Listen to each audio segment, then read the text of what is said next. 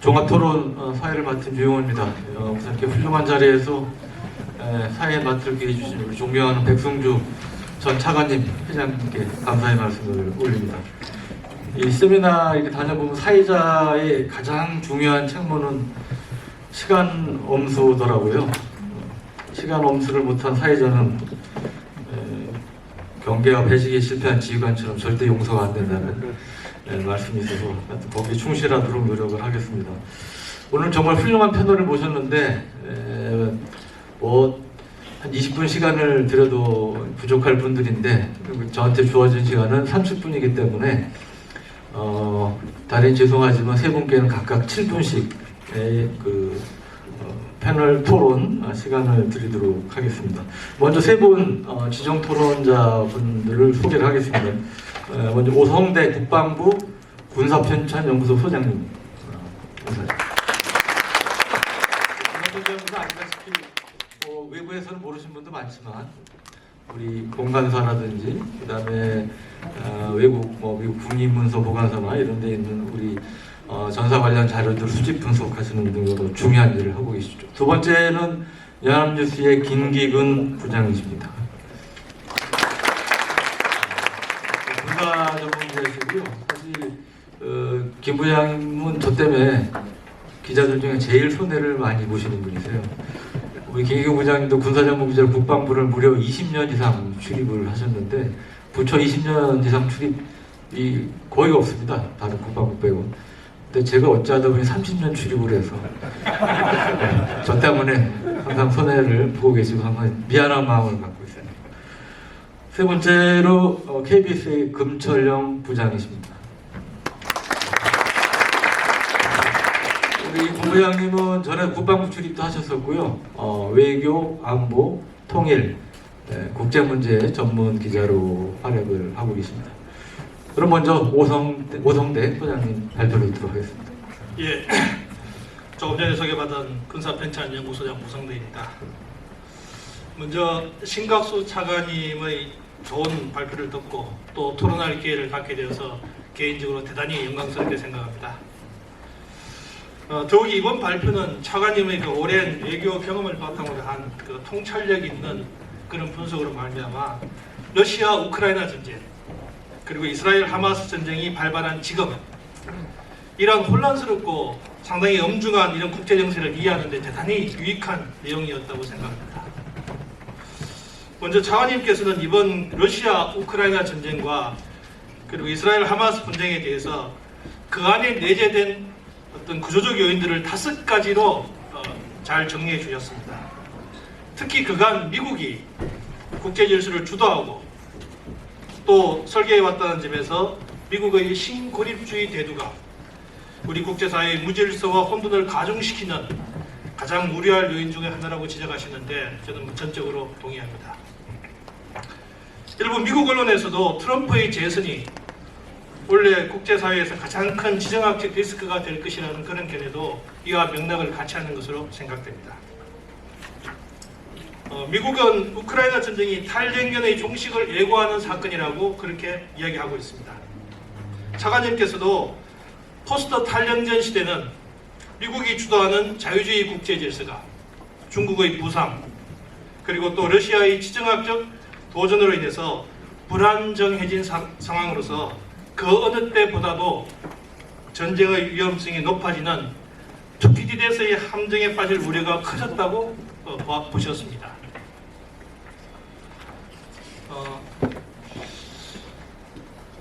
현재 지금 러시아와 우크라이나의 전쟁이 지금 3년째로 접어들고 있는데 전쟁은 점점 러시아의 유리한 쪽으로 지금 전개되고 있는 양상입니다. 차관님께서 지적하신 바와 같이 이 전쟁의 승패는 서방의 지원이 대단히 중요한 변수 중의 하나로 작동하고 있는데 전쟁이 장기화되면서 일부 유럽 국가들은 지금 전쟁 필요점과 또 분열 조짐을 보이고 있고 또 미국도 지금 내부 문제로 인해서 지원이 불투명한 상황입니다. 그렇다고 해서 이 전쟁이 또 러시아 일방적인 승리로 그렇게 끝났을 것 같지는 않습니다. 그것은 이 전쟁이 단순히 우크라이나의 국가의 생존뿐만 아니라 유럽의 안보 그리고 미국의 패권하고 직접적으로 연계되어 있기 때문이죠. 오늘 1주제가 글로벌 위기 상황은 언제 종식될 것인가 라는 건데, 저는 개인적으로 언제보다 이게 어떻게 종식될 것인가가 더욱 중요하다고 생각합니다. 일부 전문가는 결국 이 전쟁이 1953년 우리 6.25 전쟁의 어떤 정년 모양과 같이 비슷한 양상으로 종결될 것이라고 예상하고 있습니다. 지난번에 그 우크라이나의 다닐로우스키가 이야기했던 것처럼 우크라이나 입장에서는 절대적으로 이러한 불안정한 정년을 원하지 않을 겁니다. 그럼에도 불구하고 미국과 유럽의 협상 요구, 그리고 우크라이나 입장에서도 더 이상 전쟁을 지속하기 어려운 어떤 상황에 봉착하게 된다면 결국 협상으로 갈 수밖에 없을 거라 생각합니다. 저는 여기서 이 차관님께 그 전쟁 이후 국제 질서에 대해서 한 가지 좀 질문을 드리고자 합니다. 우리는 이번 그 우크라이나 전쟁에서 강대국이 군사력으로 자국의 이해를 관철시키는 그러한 냉혹한 현실주의적 국제 질서를 목도했습니다. 만약 우리 6.25 전쟁 시 정전과 같은 이러한 형태로 정전이 된다면 우크라이나는 유럽 지역에서 또 하나의 파약구로 남게 될 것이라 생각됩니다. 혹자는 이제 러시아, 중국과 같은 이런 군의주의적인 국가와 또 미국과 서방을 중심으로 한 자유주의 국가들과의 갈등과 대립이 더 격화되어서 과거와 같은 신냉전 체제를 회귀하는 것이 아닌가 이렇게 우려하는 그런 견해도 있습니다. 차관님께서는 종전 후의 국제 질서를 어떻게 전망하시는지, 그리고 이런 불안정하고 또 불확실한 이런 국제 질서 가운데 우리 안보와 국익을 지키기 위해서 우리는 어떠한 외교 관계를 가져가야 될 것인지 좀 고민을 듣고 싶습니다. 네, 소장님 시간 잘 지켜주시고 또 좋은 코멘트 및 질문 감사합니다. 다음은 연합뉴스 김기훈 전문기자님 발표 듣도록 하겠습니다. 안녕하십니까. 저는 연합뉴스에서 근무하는 김기근 기자입니다. 나집 포럼 1회에 시작이 되는데 우리나라 최고의 학술회의가 되도록 정말 많은 성원들 부탁드리고 저도 관심을 갖도록 하겠습니다.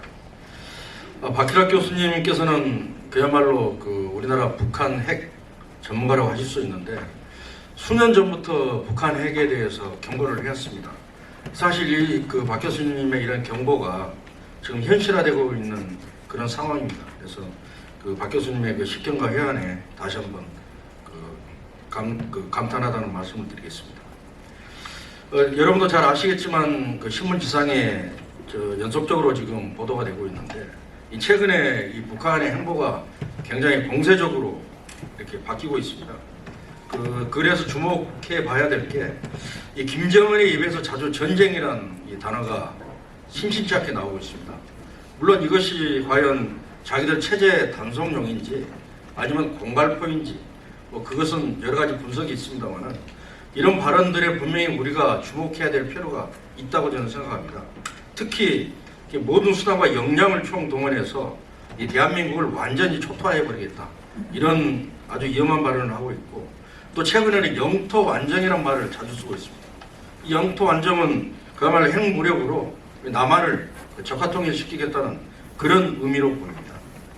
그리고 이미 남북관계를 두 국가의 그 상태로 만들고 남한 지우기에 지금 굉장히 골몰하고 있고 이미 북한에서는 남한 지도가 사라지고 있는 그런 상황입니다. 그래서 아까 그 박웅건 교수님께서도 지적을 해주셨습니다만은 이런 부분들이 어떤 핵 공격과 전면전을 할 수 있는 그런 그 정당성이라든지 명분을 확보하려는 그런 의도가 아니냐. 저도 그런 부분에서 동의를 하고 있습니다. 북한의 이런 행보에 대해서 그러면 전쟁을 과연 북한이 하겠느냐? 아니다. 이런 얘기들이 지금 우리나라뿐만 아니고 미국 전문가들 사이에서도 그야말로 백과쟁명식으로 나오고 있습니다. 우리 국방백서에 보면은 북한의 전쟁 지속 능력을 1에서 3개월 정도로 이렇게 판단을 하고 있습니다. 하지만 북한이 핵을 가지고 있는 상황에서 이 전쟁 지속 능력이라는 게 이 평가가 무슨 의미가 있겠습니까? 핵을 쏘면 그만 아니겠습니까? 더군다나 이제 그 3월 4일부터 14일까지 FPS 연습이 시작됩니다. 그리고 4월에는 총선이 있습니다. 분명히 북한이 어떠한 형태든 도발을 할 것이다. 군도 예상을 하고 대비를 하고 있습니다. 그 중에서 가장 우려되는 게 서해 NLL에서의 그 해상 자기들은 국경선이라고 하는데 대체로 2007년에 선포했던 해상 경비선을 의미하는 것 같습니다. 백령도 위로 선포되어 있는데 거기에서 초기 활동을 하는 우리 함정을 공격할 가능성이 매우 크고요.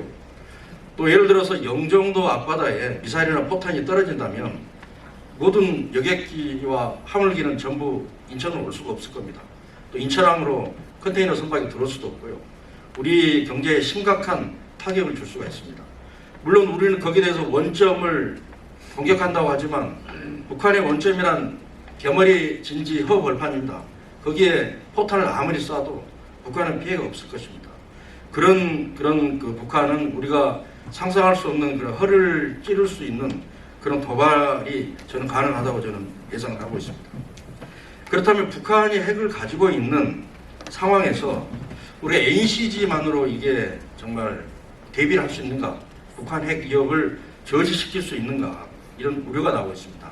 더군다나 이제 트럼프 전 대통령이 재집권을 하게 된다면 이 NCG가 제대로 가동이 되겠느냐 이런 우려들이 벌써 나오고 있습니다. 그리고 미국 국방부에서도 사실 아니 그 대한민국하고 어떻게 우리가 핵무기를 같이 사용할 수 있어라고 하는 그런 시각도 분명히 있을 것입니다. 그런 부분에서 우리가 대비를 해야 되는데 이 교수님의 발제문에서는 이제 어떤 그 전술핵 배치라든지 또는 핵 잠수함 이런 건조 문제 이런 부분들은 터치를 안 하셨더라고요. 그래서 우리가 사실 이 전술핵 배치나 핵 잠수함을 건조하면은 중국이나 러시아 반발하고 굉장히 우리한테 손해가 될 것이라는 그런 생각에 야 그거 말이 안 돼라고 하겠지만 언젠가 미래를 보고 우리는 반드시 이런 논의가 있어야 된다고 저는 생각합니다. 그래서 그런 부분은 전술핵 재배치라든지 핵 잠수함 건조 부분에서 우리 박 교수님 고견을 한번 듣고 싶습니다. 이상입니다. 네, 감사합니다. 끝으로 검철영 부장님 발표 듣도록 하겠습니다. 네, 오늘 이 자리를 빌어서 평소 존경하는 분들, 특히 교수님, 유영원 선배, 김기훈 선배 함께 자리를 같이 할 수 있도록 자리 마련해 주신 백승주 회장님이랑 관계자분들께 진심으로 감사 말씀드립니다. 박원근 교수님께서 지금 북한의 어떤 대내외적인 상황, 전략적 입장 등을 고려해서 적극적 공세론과 수세적 공세론의 입장을 자세히 설명해 주셨고 특히 수세적인 공세론의 입장에 대해서 상당히 지금 김정은이 처한 어떤 그 입장들, 북한 주민들이 느낄 어떤 여러 가지 이전의 김일성, 김정일 시대와 다른 그런 변화상에 대한 혼란 이런 것들을 좀 가능케 하는 그런 좋은 말씀들을 해주셔서 많은 도움이 됐습니다. 저는 그래서 일단 수세론적 고찰보다는 좀 공세론적 고찰에 좀 더 주안점을 두고 김정은이 혹시 유례 없이 이렇게 그 위협적이고 전쟁, 그 다음에 평정 이런 그 단어까지를 동원하면서 위협 수위를 좀 높여가는 이유가 무엇일까 다시 한번 고민을 해봤습니다. 지난해 이전과는 달리 혹시 김정은이 좀 이런 그 위협적인 언사를 내놓을 만한 뭔가 진전된 상황이 북한에서 있었을까를 보면 크게 한 4가지 정도 앞서 그 발표자와 토론자께서 말씀해 주신 것과 겹치는 부분이 있습니다. 첫째는 러시아 우크라이나 전쟁으로 유례 없이 러시아와의 군사적인 어떤 동맹 수준의 관계가 회복이 됐다는 것을 김정은의 입장에서는 자기한테 유리한 측면을 좀 볼 수 있겠다. 두 번째로는 고체 연료 기반의 ICBM급 미사일 실험에 성공을 한 것으로 평가한 것이 김정은 자신감의 기반이라면 또 하나의 기반이 될 수 있겠다. 세 번째는 지난해 말에 여러 차례 실패를 딛고 정찰 위성 발사에 성과를 좀 냈던 을 한번 들어볼 수 있겠고요. 네 번째로는 이제 핵무기 탑재가 가능할 수 있는 잠수함 진수, 박차를 가하고 있다는 점들이 김정은으로 하여금 여러 가지 본인이 처한 그런 그 어려운 상황에도 불구하고 외남 도발을 좀 더 강화할 수 있는 그런 여지를 만들어주는 것이 아닌가 이런 생각을 좀 해보게 됐습니다. 제가 그동안 10여 차례 방북 취재를 통해서 평양에 갈 때마다 북한 주민들과 안내원들이 조국 통일 3대 기념원장 이것이 그 김일성, 김정일 시대 조국 통일과 관련한 중요한 기념이라고 이제 어떻게 보면 자부심을 나타내면서 설명을 했는데 폭발을 해서 없애버렸죠. 그래서 북한 주민들이 지금 느끼는 여러 가지 혼란에 대한 어떤 인식이 김정은한테 좀 있을 것이다. 따라서 지금 그 교수님께서 말씀하신 대로 수세적 공세론 입장에서 이런 것이 북한 내부에서 정비되고 한미의 완벽한 대응에 의해서 도발이 차단되고 위기가 관리된다면 문제가 없겠지만 만약 우리가 예상치 못하는 상황에 도래했을 경우에 대한 그런 대비는 이전과는 아주 차원이 다른 준비가 필요하지 않겠나 이렇게 생각을 해봅니다. 손자병법 모공편의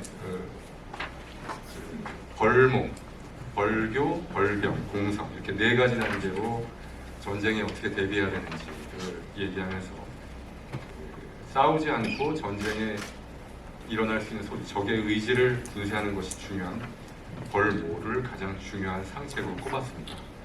지금 한반도에서 좀 위기가 고조되지 않도록 철저한 준비 태세를 강화를 하고 이 일을 통해서 상대방의 어떤 도발 의지를 자제시키는 그런 획기적인 조치들이 좀 필요하지 않나 이런 생각을 해봅니다.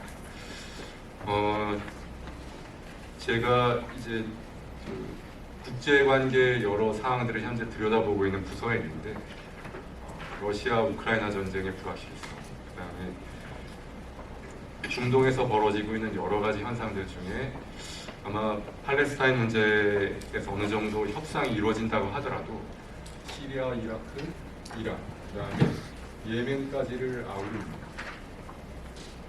시아파 벨트가 형성되면 아마 미국의 고민도 상당히 깊어지리라고 그러면 네.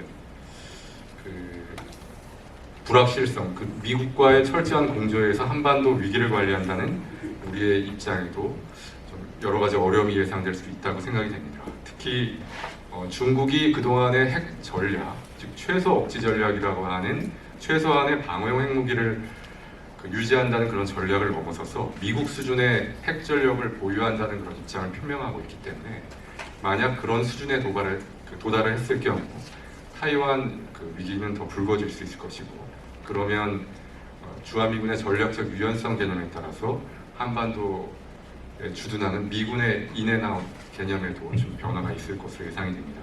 따라서 우리가 이에 대비한 나름대로의 자강에 대한 대비책이 좀 필요하지 않나.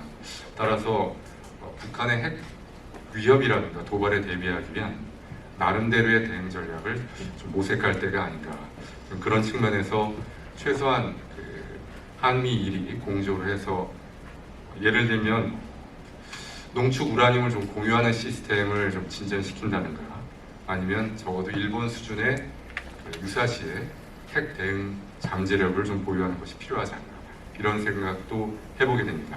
아울러 국민들이 만일의 상황에 대비하는 그런 여러 가지 훈련들에 동참할 수 있는 그런 계기도 좀 필요하지 않을까 이렇게 생각을 해봤습니다. 이상입니다. 네, 감사합니다. 질문이 몇 개 있었는데요. 시간 관계상 플로에서 질문을 받고 답변은 종합적으로 드리는 것으로 이렇게 하겠습니다. 어렵게 만들어진 자리이기 때문에 플로에서 질문을 몇 분 받고 마무리하도록 하겠습니다. 시간이 없기 때문에 보통 플로에서 마이크 잡으신 분들이 길게 이렇게 본인의 질문이 아니고 견해를 밝히시는 경우가 있는데 그것은 좀 양을 해주셨으면 좋겠고요. 성함과 직책을 밝히시고 1분 내도 좀 질문 또는 코멘트 해주시면 감사하겠습니다. 예, 이렇게 좋은 포럼에 감사드리고요. 우선 포럼의 이름을 좀 바꾸셔야 될 것 같아요. 왜 그러냐면은 나치라는 그 독일의 나치 연상이 돼갖고요. 좀 나보 포럼이라고 한다든가 이렇게 좀 포럼의 명칭을 우선 좀 바꿔 주셔야 좋을 것 같습니다. 그러고요. 제가 잠깐 코멘트 드릴 거는 여기 1991년도에 이제 그 유엔에서 북한을 유엔 회원국으로 정해줬는데, 그러면은 우리 남쪽에서는 과감하게 북한을 체제를 인정하고 헌법도 개정하고 그렇게 하는 것이 중요하다고 봅니다. 그러면은 그 자신들의 체제가 안정됐기 때문에 인권이고 뭐고 다 해결이 되고, 더구나 이제 중국 공산당이 성공했기 때문에요. 뭐 독일식을 바라서는 절대 안 됩니다. 그래서 우리가 좀 냉철하고 지혜롭게 접근하셔야 되고, 지금 상황에서는 그 전술핵을 빨리 들여다 놓던가 뭐 이런 동시에 이렇게 병행해갖고 한반도에 이제 같이 이렇게 비핵화가 되는 그런 구도들을 연구해야 된다고 봅니다. 네, 감사합니다. 또 다른 분 질문 또는 코멘트 하실 분 있으면 손 들어주시면 감사하겠습니다. 네, 우리 정마선 마이크 좀. 네.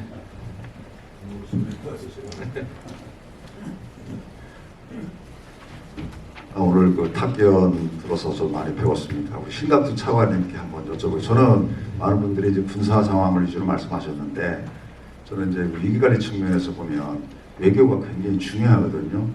그래서 우리가 뭐 지난해 이제 한일 관계 개선, 그다음에 한미일 이런 그 최소 워싱턴 선언까지 나왔는데, 그게 저는 이제 미국의 그 전통적인 오프쇼 밸런싱 전략으로서 이렇게 보고 있습니다.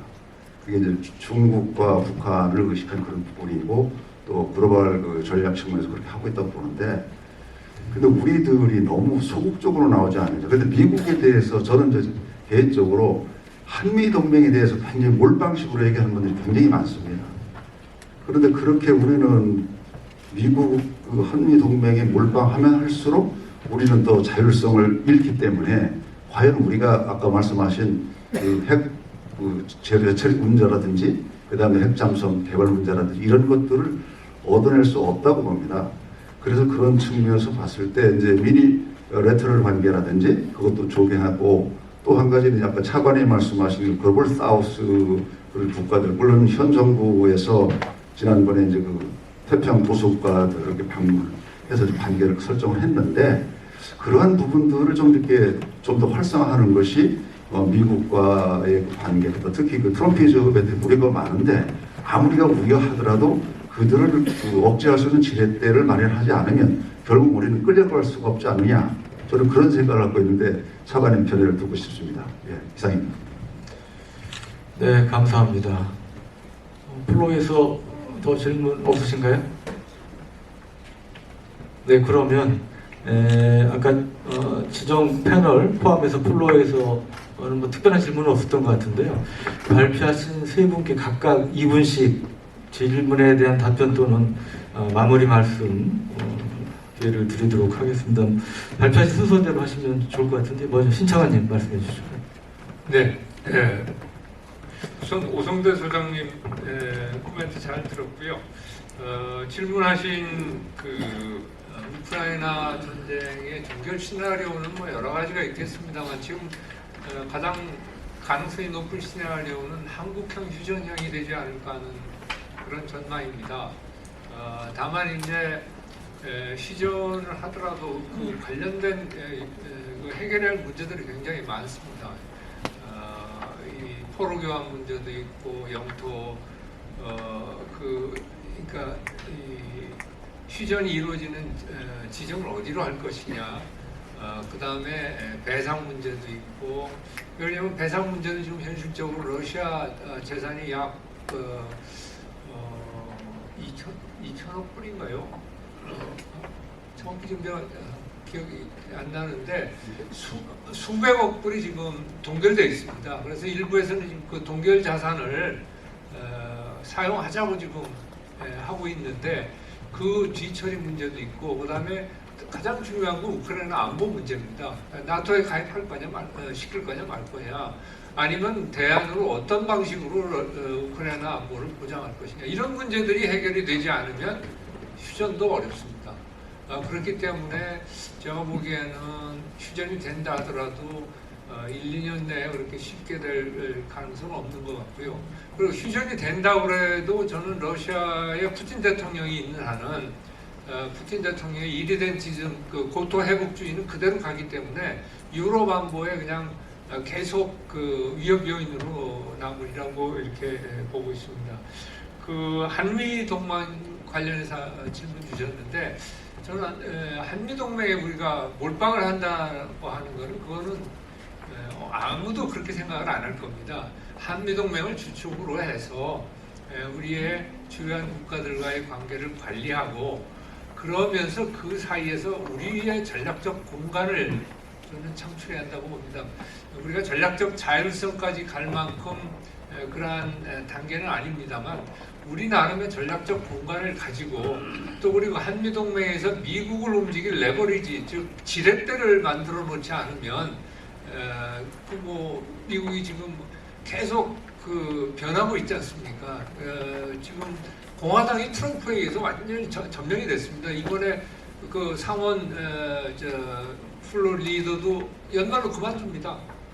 그리고 뭐 존슨 지금 하원 의장도 트럼프가 갖다 심어놨고 이런 식으로 지금 공화당이 이 트럼프에 의한 트럼프주의의 온상이 돼버리기 때문에 그렇게 되면 우리가 아무리 동맹을 강화를 하더라도 그 동맹에는 한계가 또 있을 수가 있기 때문에 다양한 아까 뭐 글로벌 사우스도 말씀하셨는데 그런 걸 포함해서 제가 보기에는 우선 한일 관계 상당히 탄탄히 해야지 되고요. 동남아, 유럽, 그리고 호주, 캐나다 이런 나라들과의 그 다중적인 네트워크를 통해서 한미동맹을 보완하는 조치를 해야 한다고 생각합니다. 네, 감사합니다. 다음 우리 박필학 교수님. 예. 우선 뭐 김 기자님께서 질문을 이제 뭐 우리가 어떻게 해야 되겠느냐 이렇게 말씀하셨는데 그 전에 기본적으로는 우리가 지금까지 북한에 대해서 판단해온 바가 다 틀렸다는 것을 사실은 인정을 해야 됩니다. 우리는 우리의 시각으로 계속 북한을 판단해왔습니다. 예를 들면 우리 언론에서 7차 핵실험으로 김 기자님 잠깐 포함을 했던데 이 얘기를 했습니다. 하여간 2, 3년 되는 것 같습니다. 7차 핵실험 지금 안 했지 않습니까? 그것이 북한이 안 하고 싶어서 안 한 게 할 필요가 없습니다. 6차 핵실험으로 다 끝난 겁니다. 다 완성했는데 왜 합니까? 거기에는 좌파 정권, 특히 이제 이 전번 저 회장을 했던 이 모모가 있으면서 그때 다른 데는 전부 100킬로톤 이상의 저 위력을 얘기해도 우리는 한국만 단 50킬로톤으로 평가를 했습니다. 그러니까 6차 핵실험 완성이 아니다 이렇게 한 거죠. 다 완성을 했는데 그러니까 이 사실은 국정원에서도 풍계리의 그 시설을 고치는 그것만 보고 출작할 것 같다. 그걸로부터 지금까지 내려온 겁니다. 이미 끝났습니다. 이제 다 개발했는데 왜 또 실험을 하겠습니까? 핵무장은 될 수 없는 상황입니다. 우리가 20년 정도까지 얘기했잖아요. 최소한도 2013년 이후를 봐도 10년 동안 계속 핵무장 했는데 뭐가 달라졌습니까? 핵무장은 불가능합니다. 제가 그걸 얘기합니다. 쌀이 없이 어떻게 밥을 짓느냐. 플루토늄이나 우라늄이 없는데 어떻게 핵무장을 만드느냐. 서균열 교수가 얘기할 때 그래서 그렇게 6개월 만에 만든다. 그건 소리 짓지 말고 만들어 와보세요. 그렇게 쉽다면. 원자력 연구원의 과학자들이 얘기를 했습니다. 저희도 이제 우리 구매인 자문위원으로 갔을 때요. 자기들도 묻는데 어떻게 해야 될지는 모르는데 지금은 그런 기술적인 게 없는 것을 말할 필요도 없고 이 시스템을 맨하탄 프로젝트가 있다면 이걸 어떻게 끌어가야 될지를 아는 사람이 단 한 사람도 없다는 겁니다. 그러니까 못 만드는데 그것만 되면 모든 게 끝난다. 내가 쟤하고 결혼할 수 없는데 저하고 부잣집 딸하고 결혼하면 모든 게 끝난다. 이건 말이 안 되는 해결책이 아닙니다. 그럼 우리가 할 수 있는 거에 집중을 해야 된다. 또 핵무장 핵 잠수함이 아닙니다. 사실은 원자력 추진 잠수함 동력이 디젤이 되느냐 원자력이 되느냐 그거 핵무기가 있으면 핵무기가 있으면 디젤 잠수함이라도 굉장히 유용한 거죠. 핵무기가 없으면은 그 뭐 원자 에너지가 아니라 무슨 뭡니까 레이저 에너지 쓴다도 아무 소용이 없는 거지 않습니까? 실제로 그 여러 가지 기술적인 거에 보면은 사실은 우리나라 현재 상황에서 태평양으로 나갈 거 아닐 것 같은 북한에 대한 방어적인 입장이라면 사실은 더 많은 그 디젤 추진 잠수함을 만드는 게 더 낫다는, 우리가 핵무기가 없는데 그건 핵 추진이 아니죠. 핵 추진일 뿐이죠. SSBN이라는 것은 핵 추진, 핵무장 잠수함을 얘기하는 겁니다. 근데 국민들한테 핵 잠수함 그러니까 국민들 그 핵무기에 실려 있는 것으로 얘기하는 거죠.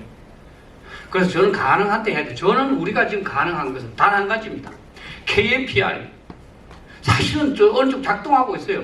김정은 너 핵 우리한테 쏴. 우리 망할 거야. 좋아. 그러나 너는 죽는다. 지금 김정은, 김정은이 계속적으로 민감하게 반응하지 않습니까? 거기에 그 원자력 핵무장법 거기에 뭐 5가지 조건 중에 하나가 자기들 지도부에 대한 공격이 임박했을 때 거기 있습니다. 그러니까 김정은한테 공포를 심어줘서 네가 핵공격을 해서 남한을 초토화시킬 수 있더라도 네는 죽는데 네 죽고 있잖아. 남한 초토화송이랑 무슨 의미가 있느냐 하는 것을 해주는 게 우리한테 저는 유일한 그거라고 생각하고, 저는 그런 점에서 장관이 조금 지나치다 싶을 정도로 이렇게 노출하고 하는 것은 굉장히 잘하고 있고 저하고 생각이 같다고 생각합니다. 그 다음에 CFC가 제일 문제인데요. 실제로 우리가 지금 마무리 좀 부탁드립니다. 우리가 지금 계속적으로 자주 특히 우리 중에서 그렇습니다. 미국의 핵우산이 제공되기 위해서 가장 중요한 의견 누구한테서 나와야 되느냐? CFC 사령한테서 나와야 됩니다. 미국 대통령이 핵 이행을 할까 말까 했을 때 누구한테 묻겠습니까? 우리 대통령한테 물으면 당연히 핵쏘라 그러겠죠. 누가 묻겠습니까? 왜 묻겠습니까? 자기 사령관한테, 여기 있는 한테 네 어떻게 생각하나? 내 속가 말까? 이 사람을 역할을 주고 해야 되는데 지난번에 불러서 이제 예방을 시켰더라고요. 저가 대통령이라면 당연히 한미연합사에 가서 진짜 격려하고 네 우리 한국을 어떻게 방어하라 그러나 이렇게 해서 진짜 역할도 띄워주고 이렇게 해서 그 사람이 미국 대통령한테 핵우산 반드시 제공해야 된다. 그리고 이리 하겠습니다. 이렇게 하도록 해야 된다. 그래서 저는 불가능한 것을 아무리 좋다 하더라도 10개를 열거하는 건 아무 소용이 없다. 가능한 건 한 가지 해야 된다. 핵과 관련해서는 죄송합니다. 한 가지 더 하면 일본하고 협력이 가장 중요하다. 일본은 플루토늄도 있고 우라늄도 있지 않습니까? 일본은 우리와 가장 한 배를 탄 사람. 왜냐? 우리가 잘못되면 일본은 그 다음 차례니까. 그래서 일본하고 협력을 해서 유사시에 우리가 핵 잠재력을 좀 어떤 일본의 도움을 받든 어쨌든 빨리 확보할 수 있는 그런 방안을 강구해야 된다. 이렇게 생각합니다. 이상입니다. 네, 감사합니다. 마지막으로 박광훈 교수님 부탁드립니다. 그 금철영 부장님 말씀하신 내용의 대부분을 제가 동의해서 질문을 또 딱히 주시지 않아서 그 부분은 제가 말씀을 드릴 게 없을 것 같고요.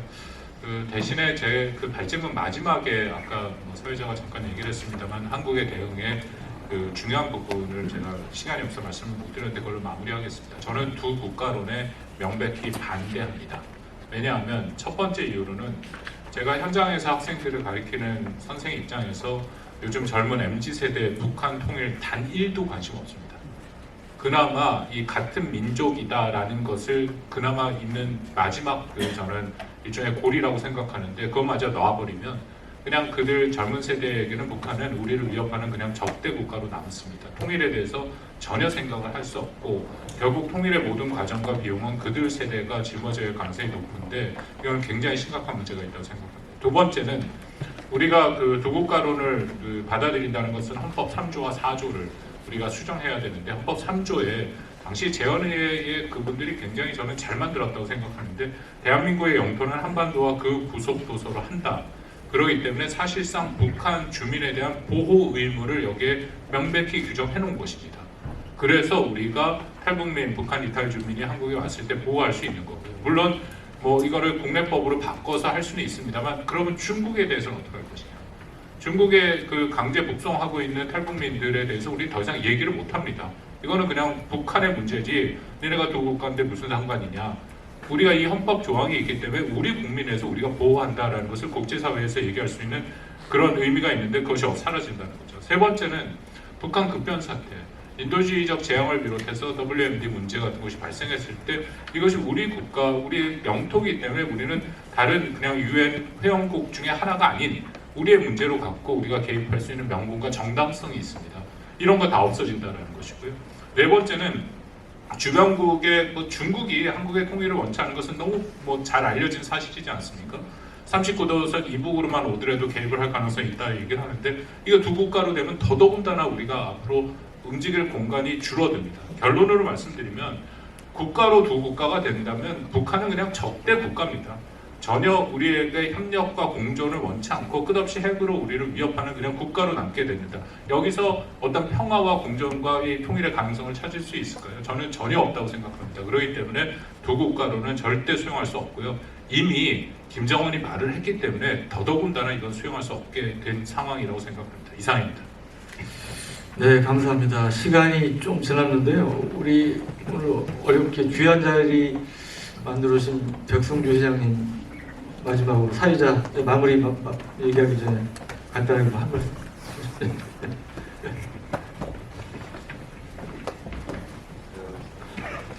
북한 저도 굉장히 관심을 가졌는데 우리 선거를 하는데 북한에도 정당이 2개 있다는 거 아십니까? 양대 정당이. 북한에도 정당이 2개 있는데 지금 치열하게 경쟁하고 있대요. 노동당은 다 아시는 것 거고 다음 무슨 당이겠습니까? 장마당입니다. 장마당하고 노동당이 지금 치열하게 경쟁하는데 주민들이 어느 쪽으로 따라가느냐?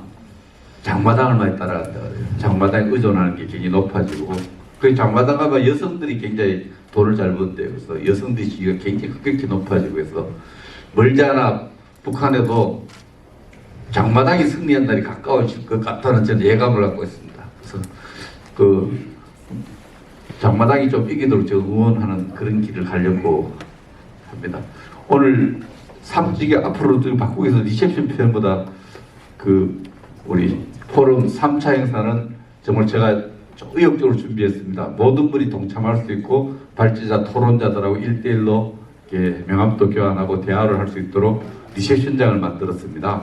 거기에 꼭 오셔서 좀 시간을 같이 즐기시길 바랍니다. 감사합니다. 네, 감사합니다. 좀 전에 백 회장님 말씀하셨지만 저도 이 전쟁기념 근처를 오래 만들었는데 전쟁기념사업회에서 이렇게 시의성 있는 세미나를 주도적으로 한 거를 본 적이 없는 것 같습니다. 더구나 이렇게 3차 자리까지 만들어서 기회를 주시겠다고 하는 경우는 처음 같으니까 적극적으로 활용해 주시면 좋을 것 같고요. 오늘 또 새로운 모습 중에 하나는 저도 아직 현직 언론인이어서 좀 조심스럽습니다만 아마 세미나에서 토론 사회 및 지정 토론 4명 중에 3명이 현직 언론인인 경우도 거의 못 봤던 것 같습니다. 아마 이것도 우리 백 회장님께서 파격적으로 판단을 하셔서 이루어진 자리가 아닌가 싶고 뭐 평가는 어떻게 하실지 모르겠습니다만 또 나름 의미가 있지 않나 싶습니다. 오늘 뭐 여러 논의가 있었는데 하여튼 결론적으로 보면 아까 우리 박기락 교수님 제가 같이 세미나도 사실은 굉장히 여러 번 참석을 했었는데 이렇게 노래까지 직접 부르신 건 처음 봤습니다. 그리고 막판에 역시 굉장히 아주 열정적인 이런 말씀을 해주셨는데 그 말씀하신 그 사항만 따로 주제를 하나 잡아서 세미나를 해도 아마 상당히 의미 있는 또 아주 많은 관심을 끌 수 있는 그 사안이 되지 않을까 싶고 거기에 덧붙여서 딱 한 말씀만 더 올리면 저는 이제 오늘 오전에 마침 핵무장 잠재력 관련된 또 세미나에 참석을 했다 왔었는데 거기서도 이슈가 이제 트럼프가 될 가능성이 매우 높아지는데 그럼 어떻게 할 거냐 뭐 이제 거기에 대한 고민 그래서 결국은 핵무장 잠재력을 갖는 쪽으로 가야 되는 거 아니냐 핵무장은 어려우니까 그래서 뭐 나온 게 원자력 협정 개정 그다음에 원자력 추진 잠수함 확보 문제 뭐 이런 것들 이게 나왔고 저도 뭐 여기서 외교 안보적인 측면에서만 접근하면 아시다시피 미국이 원자력 협정 개정 절대 안 해줍니다. 핵잠수함, 원자력 잠수함 절대 허용 안 하고요. 그래서 경제산업적인 측면에서 미국에도 도움이 될 수 있는 윈윈할 수 있는 아까 금철영 부장께서 전원적으로 아닌 뭐 한미를 같이 하는 것도 얘기하셨지만 미국 조선 능력이 떨어지니까 미국의 함정, 잠수함 뭐 이런 것들을 같이 건조하거나 아니면 지원해주는 방안. 근데 이런 이제 아주 미국에도 그래 실제 우리한테 도움이 될 수 있구나 이런 이제 경제 산업적인 측면까지 고려한 이제 지혜로운 이 접근을 해야 될 때가 오지 않았나 싶고요. 특히 이 현 정부에서 새로운 워싱턴 선언이 이제 트럼프 집권하면 손상될 가능성이 매우 높지 않습니까? 그러면 결국 우리 능력을 갖춰야 되는데 그런 면에서도 이 정부의 새로운 안보 어젠다, 기자적인 표현을 하자면 안보 상품으로 말씀드린 잠재력을 원자력 협정 개정이나 뭐 등등 확보하는 쪽으로 노력을 할 필요가 있지 않나 생각을 해봤습니다. 장시간 시간이 지연되는데 이렇게 끝까지 자리를 지켜서 정말 감사합니다. 3차 자리는 아까 회장님께서 강조하셨듯이 가급적 많이 참석해 주시면 감사드립니다. 고맙습니다.